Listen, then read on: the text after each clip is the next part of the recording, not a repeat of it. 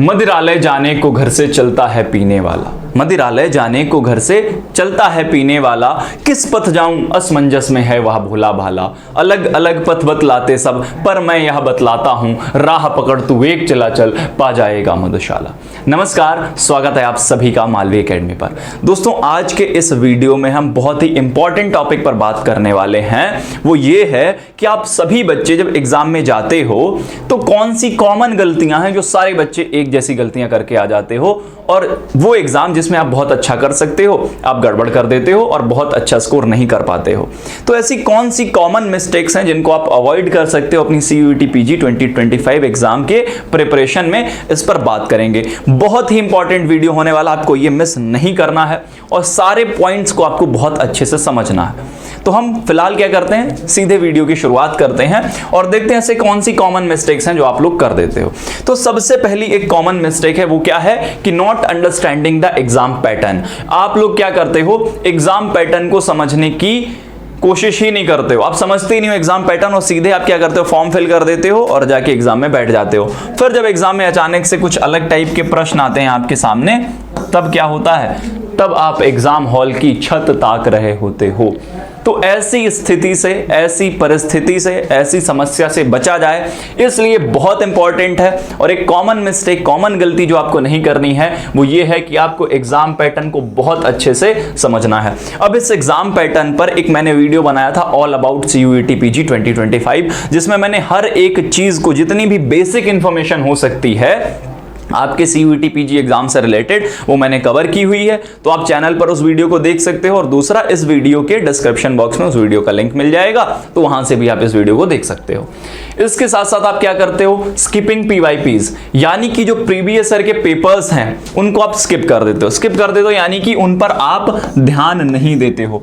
जब आप उन पर ध्यान नहीं देते हो तो क्या होता है, तब आपको पता ही नहीं चलता है कि भाई सिलेबस तो आपने देख लिया, आपने क्या किया, ये सिलेबस तो देख लिया, हमारा ये सिलेबस है, हमको ये पढ़ना है। पर सिर्फ क्या सिलेबस देख लेने से हमारा काम हो जाता है? बिल्कुल भी नहीं हो जाता है। PYPs जो है इतने इंपॉर्टेंट होते हैं, इनकी इंपॉर्टेंस क्या है, इनका रोल क्या है आपकी प्रिपरेशन में, इसमें मैंने एक अलग से डेडिकेटेड वीडियो बना रखा है। तो वो वीडियो भी आप इसी वीडियो के डिस्क्रिप्शन बॉक्स में लिंक है, वहां से देख सकते हो कि भाई PYPs की इंपॉर्टेंस क्या होती है, कितने इंपॉर्टेंट होते हैं आपकी तैयारी में। तो इसलिए आप इनको मिस कर ही नहीं सकते, इनको आप स्किप कर ही नहीं सकते, इनको छोड़ने का कोई आपके पास विकल्प है ही नहीं। तो आप क्या करते हो, एक कॉमन गलती यही कर देते हो, फॉर्म फिल कर दिया, सिलेबस देख लिया, तैयारी करना शुरू कर दी, लेकिन आपने PYPs को इनकॉर्पोरेट किया ही नहीं अपनी तैयारी में। तो PYPs से कितनी सारी इंफॉर्मेशन आपको मिलती है, एक डेडिकेटेड वीडियो में आपको बताया गया है। इतना इंपॉर्टेंट ये टॉपिक है, इसलिए इस पर अलग से एक वीडियो ही बना हुआ है।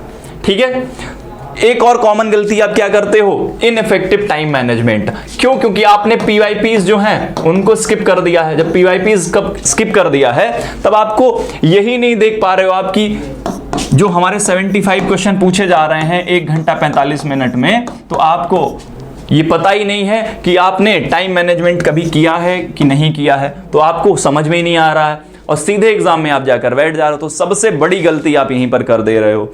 जब क्या होता है भाई, जो युद्ध होता है ना, जो वॉर होता है, जो योद्धा होते हैं उनको कैसे तैयार किया जाता है, युद्ध कई बार तो होता ही नहीं। कभी बहुत सारे जो लोग हैं वो आर्म्ड फोर्सेस में जाते हैं और भर्ती होते हैं और वापस आ जाते हैं, रिटायर होकर, युद्ध नहीं होता। लेकिन उसके बाद भी लगातार उनको मिलिट्री ड्रिल्स कराई जाती हैं, लगातार उनको एक्सरसाइजेस कराई जाती हैं। क्यों? क्योंकि पता नहीं कब उन वॉर छिड़ जाएगा, कब युद्ध हो जाएगा और कब उनको अचानक से जरूरत पड़ जाएगी हमारे सैनिकों की।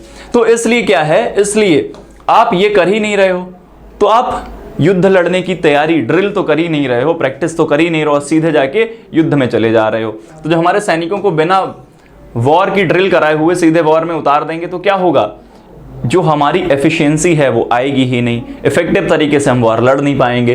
तो अगर आप CUET PG 2025 का वॉर लड़ने जा रहे हो, CUET PG 2025 का युद्ध लड़ने जा रहे हो, तो युद्ध से पहले ड्रिल तो करनी पड़ेगी ना, आपको तैयारी तो करनी पड़ेगी ना, अपनी तलवार को धार देनी पड़ेगी ना, अपने हथियार को तैयार करना पड़ेगा ना। तो वो क्या है, वो हमारा क्या है, टाइम मैनेजमेंट। और टाइम मैनेजमेंट कैसे होगा, जब आप PYPs को देखोगे, यानी कि उसमें पता है आपको 75 क्वेश्चन है, उनको 1 घंटे 45 मिनट में करना है। तो जब आप ऐसा स्टॉप वॉच लगाकर इसको करने की कोशिश करोगे, इसको करोगे, है ना, तब क्या होगा, तब आपको पता चलेगा कि आप टाइम मैनेजमेंट कर पा रहे हो कि नहीं कर पा रहे हो। तो एक सबसे कॉमन गलती होती है कि आप टाइम मैनेजमेंट करते ही नहीं हो और फिर एग्जाम में जाकर वहां पर गुड़ का गोबर करके आ जाते हो।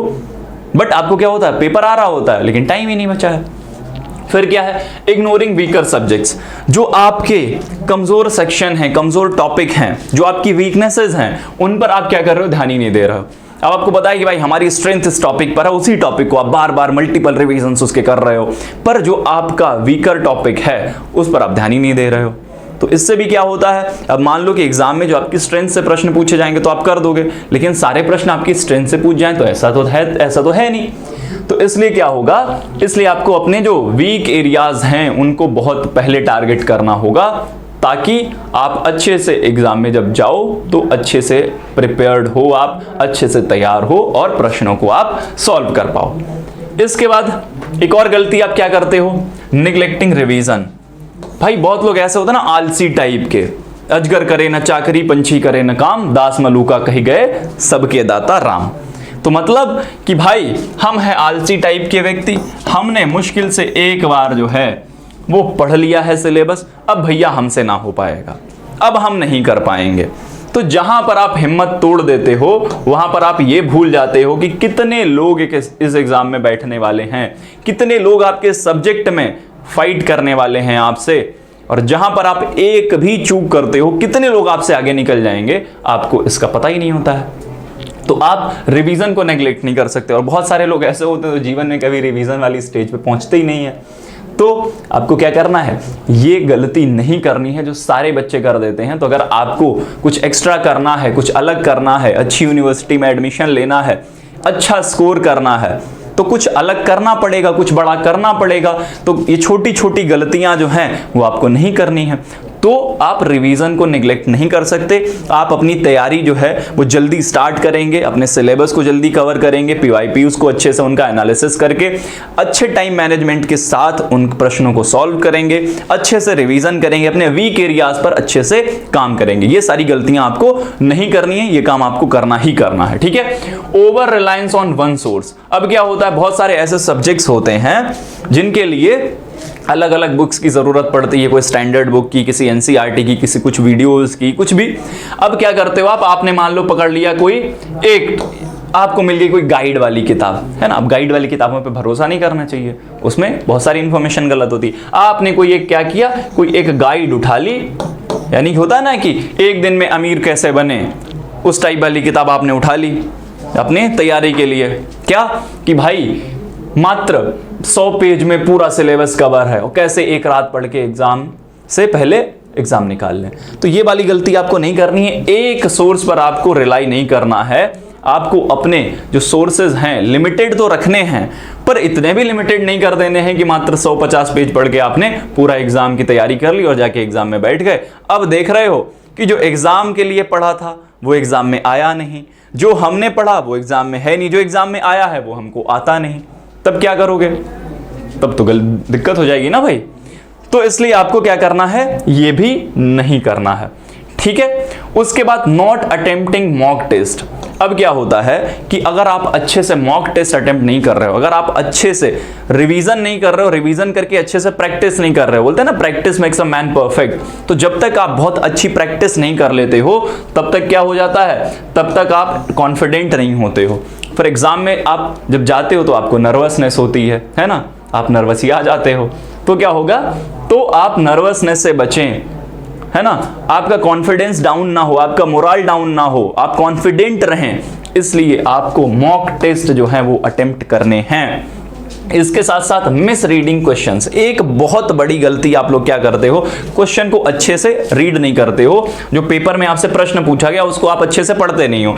मान लो कि आपसे प्रश्न पूछा गया है, निम्नलिखित में से कौन सा विकल्प सही नहीं है, ठीक है।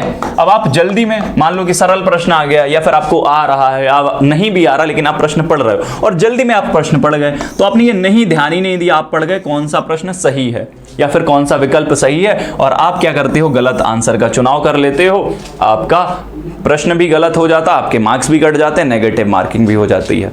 तो ये एक कॉमन गलती है जो बहुत बच्चे मुझसे मिलते हैं एग्जाम के बाद कि सर मुझे ये प्रश्न आ रहा था और पता नहीं मैंने कैसे ये प्रश्न नहीं देख पाया कि क्या पूछ रहा हूं, मैंने गलत कर दिया। तो ये बहुत कॉमन मिस्टेक है जो सारे बच्चे करते हैं, आपको नहीं करनी है, ठीक है। इसके अलावा निग्लेक्टिंग हेल्थ, बोलते हैं ना कि पहला सुख निरोगी काया।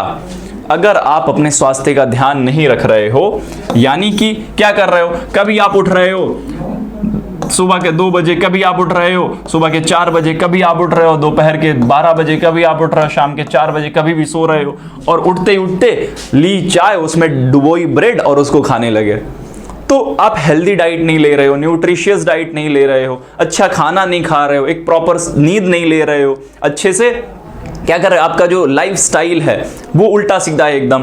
क्या होगा इससे आपका स्वास्थ्य जो है वो खराब हो जाएगा। स्वास्थ्य खराब हो जाएगा तो अल्टीमेटली क्या होगा कि भाई बोलते हैं ना, भूखे भजन न होए गोपाला, पहला सुख निरोगी काया। तो अगर स्वास्थ्य ठीक नहीं है तो मन भी ठीक नहीं होगा, मन ठीक नहीं होगा तो पढ़ने में मन नहीं लगेगा, पढ़ने में मन नहीं लगेगा तो एग्जाम की तैयारी अच्छे से नहीं हो पाएगी, और एग्जाम की तैयारी जब अच्छे से नहीं होगी तो एग्जाम में जाकर अच्छा कर नहीं पाओगे, अच्छा कर नहीं पाओगे तो अच्छे मार्क्स नहीं आएंगे, अच्छे मार्क्स नहीं आएंगे तो बेटा तुमको ड्रीम यूनिवर्सिटी में एडमिशन भी नहीं मिलेगा। तो कैसे सारी चीजें एक दूसरे से इंटरलिंक्ड हैं ये आपको समझना पड़ेगा और आपको अपने हेल्थ को प्रायोरिटाइज करना पड़ेगा। इसके साथ लास्ट मिनट पैनिकिंग। अब क्या होता है जब आखिरी टाइम आ जाता है, एकदम मान लो कि कल एग्जाम होने वाला है, तो आज रात में एकदम सबके जो दिल हैं वो धक धक धक करके फड़क के ऐसा लग रहा है कूद के बाहर निकल आएंगे। ये एक गलती, एक गड़बड़ आपसे ये होता है। दूसरा गड़बड़ क्या होता है कि एग्जाम वाले दिन जब आप जा रहे हो तो एग्जाम देने, तो रास्ते भर आप इस चीज पर फोकस करते हो कि होगा नहीं होगा, पता नहीं कैसा पेपर आएगा, कर पाएंगे नहीं कर पाएंगे, और फिर जब एग्जाम में बैठते हो तब तो कहना ही क्या है ना, तब ऐसा लगता है कि आप सीट से ही अपनी उछल जाओगे, इतना आपका दिल धक धक धक धक करने लगता है। तो इस पैनिकिंग से बचने के लिए आपको क्या करना है, एग्जाम से एक दिन पहले एक प्रॉपर आपको अच्छे से प्रॉपर स्लीप लेनी है, अच्छी नींद लेनी है, ठीक है। ज्यादा आपको एग्जाम के बारे में सोचना नहीं है। आप अपना पानी लेकर जाएंगे, जहां पर आपको लगे कि थोड़ा सा आप नर्वस हो रहे हैं, आप एक गहरी सांस लेंगे, एक घूंट पानी पिएंगे और उसके बाद अपने आप को फोकस्ड रखेंगे किस पर, कि हाँ भाई मैं कर सकता हूं, है ना, मेरे अंदर सारी एबिलिटीज हैं, मुझे सब कुछ आता है, और कॉन्फिडेंट रहेंगे। तो कॉन्फिडेंस इज द की, ठीक है। तो यही सारी गलतियां हैं, कॉमन मिस्टेक्स हैं जो आपको नहीं करनी है, जो सारे बच्चे जाकर एग्जाम में कर देते हैं। साथ ही साथ अगर आप CUET PG 2025 एग्जाम की तैयारी कर रहे हो, अगर इस वीडियो को देख रहे हो तो इसका मतलब आप तैयारी कर रहे हो या फिर करने की सोच रहे हो। तो आपको क्या करना है, अगर आप बहुत बेहतरीन तैयारी करना चाहते हो अपने CUET PG 2025 एग्जाम की, तो हमारे मालवी एकेडमी ऐप को डाउनलोड करके आप अपने जो डिजीरियस कोर्स है जिसमें आप एडमिशन लेना चाहते हो वहां पर आप रजिस्टर कर सकते हो और हमारे साथ जुड़कर आप एक बेहतरीन तैयारी कर सकते हो, ठीक है। तो मुझे पूरी उम्मीद है ये वीडियो आपके लिए बहुत हेल्पफुल होने वाला था। जो कॉमन मिस्टेक्स आप लोग जाने अनजाने में कर दे रहे थे उनके प्रति मैंने आपको सचेत कर दिया है कि ये गलतियां आपको नहीं करनी है, ठीक है। तो ये वीडियो बड़ा ही हेल्पफुल है, तो अपने जितने भी दोस्त तैयारी कर रहे हैं उन तक इस वीडियो को शेयर कर देना। CUET PG Malvi academy channel को सब्सक्राइब कर लें ताकि भविष्य में जितने भी वीडियोस आए उनका नोटिफिकेशन आपको मिलता रहे, और मैं लगातार आपको ऐसी वीडियोस देता रहूंगा, अपडेट करता रहूंगा, ताकि आपकी जो तैयारी है वो बहुत अच्छे से बेहतरीन ढंग से आप कर पाओ। साथ ही साथ किस और टॉपिक पर आपको वीडियो चाहिए तो कमेंट बॉक्स आपके लिए ही ओपन है। आपको कमेंट कर देना है कि भैया हमको इस टॉपिक पे एक और वीडियो चाहिए, या फिर इस वीडियो पर हमको इस टॉपिक पर हमको एक नया वीडियो चाहिए, तो वीडियो जो है वो आपको प्रोवाइड करा दिया जाएगा, मैं वीडियो आपके लिए बना दूंगा, ठीक है। मिलते हैं हम लोग नेक्स्ट वीडियो में, तब तक के लिए आप लोग अच्छे से अपना ध्यान रखिए, स्वस्थ रहिए, मस्त रहिए, व्यस्त रहिए। बहुत बहुत धन्यवाद, ऑल द बेस्ट।